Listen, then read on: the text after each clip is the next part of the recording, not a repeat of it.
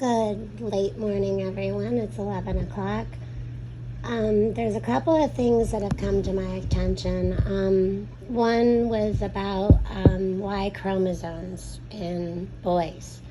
And Mr. Jeff Bear sent me that this morning. But then, as I was just listening to something on YouTube, I just noticed a report that come up, and it's about the recall on infant baby formula again that may have been contaminated by bacteria that causes sepsis and meningitis.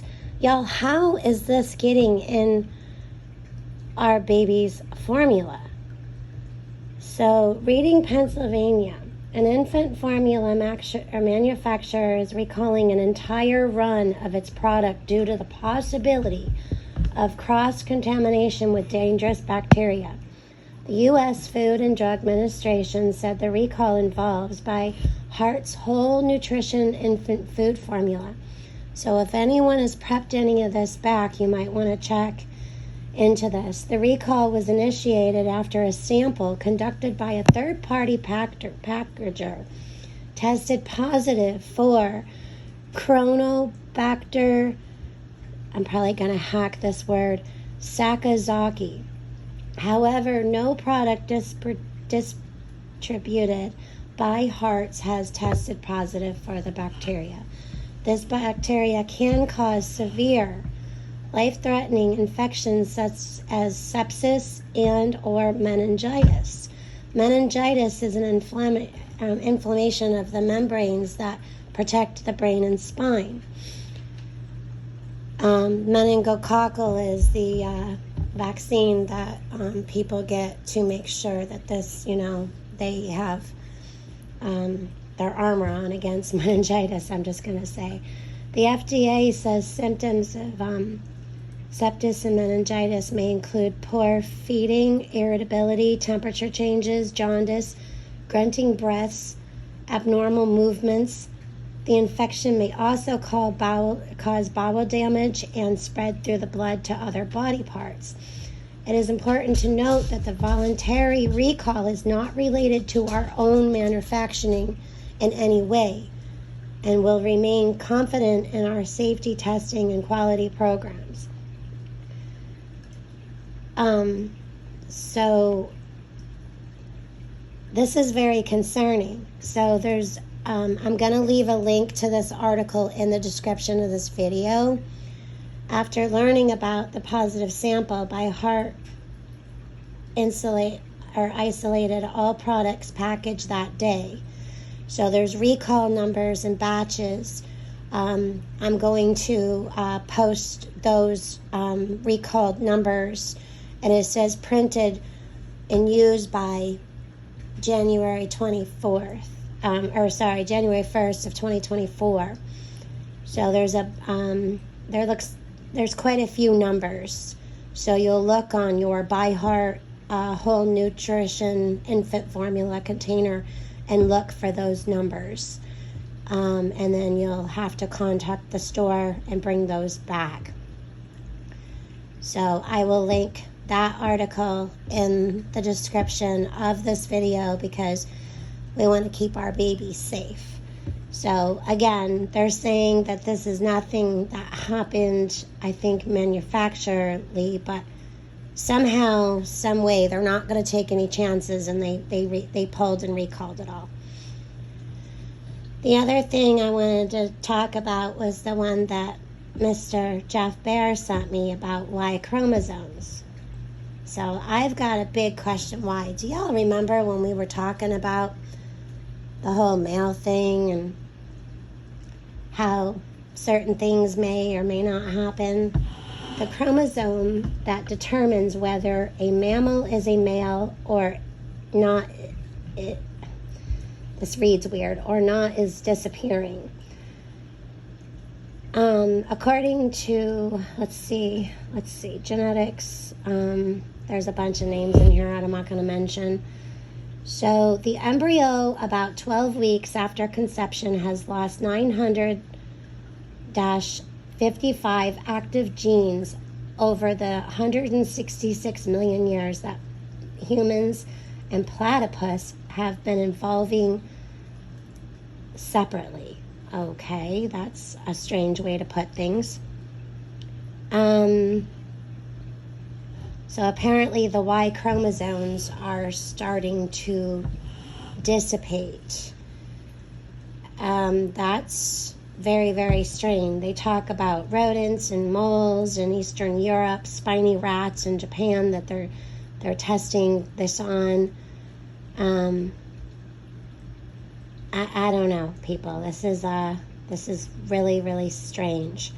So the Y chromosome is starting to disappear. This is very, very weird and interesting. I'm going to link that into the description of this video as well. It's not like anything, boom, breaking news or anything like that. I just thought I'd kind of put it out there. Obviously, the recall on infant formula is definitely a cause for concern.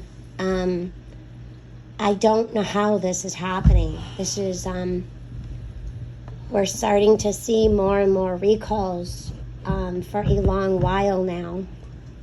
And then, of course, we're going to see more because we're all paying attention. But if you're not paying attention, I urge you to start paying attention. I will also leave in the description a link to the food recalls in the U.S. and I believe somewhat around the world that is at least links into the U.S. for recalls. So sometimes your state or your country will not be affected, but it's good to pay attention. Okay, so we got a couple of inches of snow over the past 24, 30 some odd hours. So our ground is no longer grass, it is white. It is chilling down. We started our first fire of this season for this winter yesterday. Bigfoot started it. My lower back is giving me some fits, but I'm doing my exercises and my stretching, and I was able to unload the dishwasher and do my dishes this morning and got most everything put away, but I stopped to do this article. Thank you all for your support and encouragement, and without you guys we wouldn't have a channel, so we appreciate you guys very, very much. We appreciate the everything that you do, whether it's a kind word or just stopping by and leaving a heart or saying hello. We're all in this together, right? So yeah. We all work really, really hard no matter where we are in life and what we're doing now. I've had a lot of jobs since I was 14. I ended at age 30. I was waitressing and bartending, and I started having bottles go to the floor, and those bottles cost a lot of money because I lost my strength in my hands because of some conditions, so I got medically put out. So that's pretty much my story here. So for the past 16 years, I've been working from home. I used to do the fish tanks and the ponds. And then from there, I don't do that very much anymore because I never know how the pain threshold is going to be in my body and when I'm going to get an inflammatory flare or get locked up. Demyelinating disease is very, very tricky. And with the other conditions, it's a domino effect. So if one acts up, it's surefire for all of them to act up at once. So for the past month, anyone who knows me, we do backstages, just to kind of say hello to each other and catch up. And you all know what I do and what it takes for me to get those things done. So while my husband works his butt off, I do everything else around and outside the home so he doesn't have to. So that's the role that I play.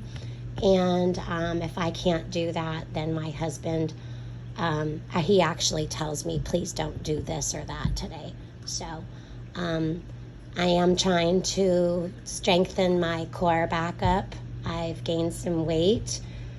Those tomato and mayonnaise and bread sandwiches were really, really good this summer. And I decided I like cake a little bit now. So anyway, just jokes there. But I need to get my core straightened back up so that way my back doesn't, feel the way it does. I do have demyelinating disease, which is the outer covering of your nerves. Mine is wearing away. I have arthritis. I have degenerative disease. So I was osteopenia. Now I'm osteoporosis. I've lost 1.5 inches of my height since I was 32. When I was 32, I had a bone density scan where they found the osteopenia. So I'm shrinking. So there's nothing they can do. I take calcium with oyster shell. And the GI issues that I have, I'm only on the Prilosec for the rest of my life with Fibercon, which is a belly filler. And other than that, I just try to eat healthy, keep moving. It's never a good idea to sit too much. It's never a good idea to lay in bed. You got to keep moving. Your body is like a car. So you take a vehicle and it needs to be ran and it needs to be well oiled. So drink your water, and certain vehicles need things that others maybe don't require, but we pretty much as humans all need the same things: your vitamins, your liquids, your water. So you just need to find out your personal needs and go with that. So strengthening and keeping your health up is very, very important, because I want to live a really, really long time, because I have 3 daughters and 1 grandson. And, in the future, we plan on probably having, well, we don't plan, but I would imagine the kids are planning to have more children. So with 3 girls, it's bound to happen, people. It's bound to happen. And we want to see them all off and see them get, graduate and meet girlfriends and boyfriends and get married. And we may not always be able to run around with the little ones as we age, but I like to think of age as more of like a level. So whether you're 46 like I am or you're 76, someone who's 76 may be in better shape than I am, because maybe they don't have inflammatory diseases, or maybe they don't have fibromyalgia and demyelinating diseases and peripheral neuropathy and degenerative diseases. So I also have white matter on my brain that they found about almost 10 years ago. I was going every 3 months for brain scans, but then after so many years, the white matter wasn't moving. So I just told my neurologist that I was going to be taking a very long break. Like, in other words, I'm not coming back unless I have some issues. And he says, I don't have full-blown MS, okay? So it's a demyelinating disease of we don't know why, or but you know what? Other than that, I'm good, and my spirit is good. So when I'm in pain, many of you know this, I'm fine, and my mood, I'm always happy. So if you find me down in the dumps, then things must be pretty bad, because I can be laying there in agony with the pain threshold way above, and I will crack jokes and giggle with you. So just because I'm in pain, I try not to let my mood follow. After about 3-4 days, that does get a little harder, and after several weeks or a month, that does definitely take a toll. And also pain is tiring. So just being in pain is tiring. So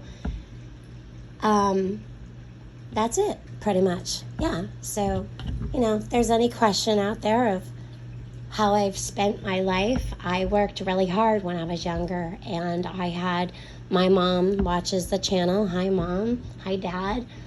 And hello to my daughters. They know that I work too hard. I do too much. I go. If there's a refrigerator to move, I will move it before my husband's home.